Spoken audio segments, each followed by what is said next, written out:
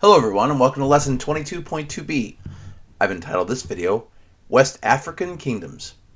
This video is going to cover page 679. West African Kingdoms. Several West African kingdoms sought to take control of the trade the fallen Ghana Empire had established in the region.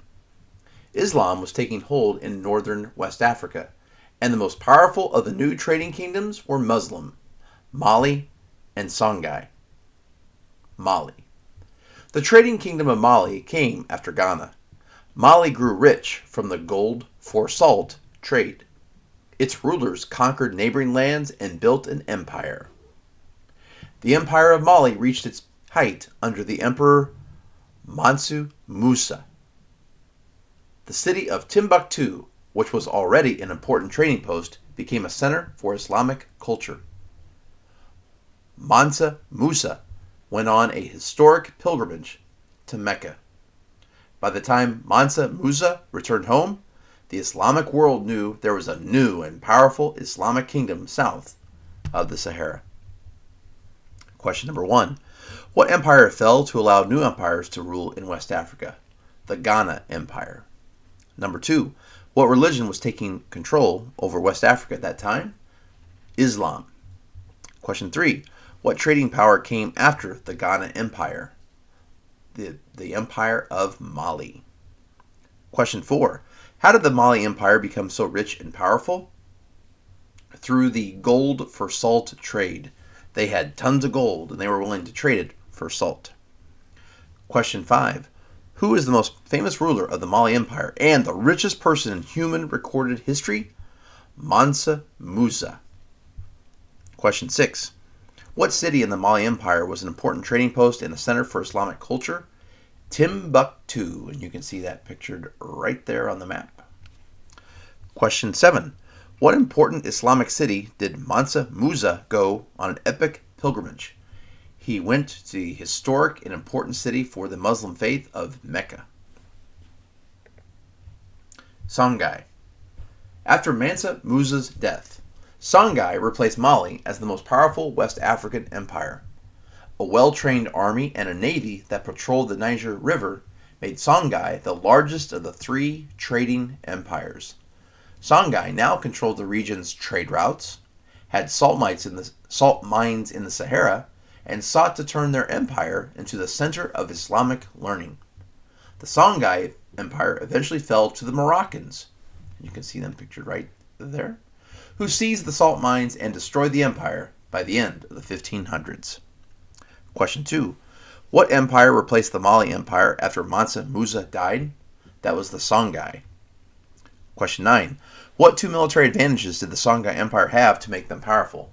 Well, they had a well-trained army and they had a navy. So an army, of course, are people who fight on land, and a navy are people who fight on the seas. So they had boats that could travel up and down the rivers and use that to help them win military battles. Question 10. What were three characteristics of the Songhai Empire? Number 1, the fact that they controlled the region's trade routes. So that's one way they made money. Number 2, they had taken the salt mines in the Sahara, another way to make money, trading salt for gold. And 3, they turned their empire into a center for Islamic learning. So they definitely made it an empire where the Muslim faith, the Islamic faith, was important. Question 11. What happened to the Songhai Empire by the end of the 1500s? They were taken over / destroyed by the Moroccans. Coastal kingdoms. Slavery had been practiced in Africa for centuries. Muslims from North Africa and Asia had been buying enslaved people from south of the Sahara. As European colonists established colonies in the Western Hemisphere, they purchased enslaved people to do their labor. Small African kingdoms along the Atlantic coast became trading partners with Portugal, Spain, and Great Britain. Trade in enslaved persons became highly profitable in these kingdoms.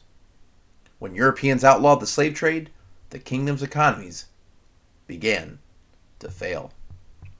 Question number 12. What had been practiced in Africa for centuries? Slavery. 13. What group had been enslaving people from south of the Sahara? The Muslims from North Africa and Asia. Question 14. What country's colonists began to purchase enslaved people at that time in history? Europe. Question 15. What were European colonists using the slave labor for at that time in history? Well, they were transporting these enslaved people to the Americas to work in the plantations that did require a lot of labor. Question 16. How did many African kingdoms become trading partners with Portugal, Spain, and Great Britain at that time? Well, they traded in enslaved people. Question 17. Why did African kingdoms participate in the slave trade at that time in history? Money, money, money. It was highly profitable to trade in enslaved people. And 18. What hurt the economies of African kingdoms as time went on? Well, as European countries like Britain said, no more, we're banning the slave trade, we're making it illegal. That took a big chunk of the profits from these countries that had been using enslaved people as a big export for them. Well, thank you so much for watching. Before we go, I have a meme for Mansa Musa. The rest of the world during the 14th century and constant civil war and strife. And then you have Mansa Musa, the richest person in all of recorded history. Well, thank you so much for watching and have a great day.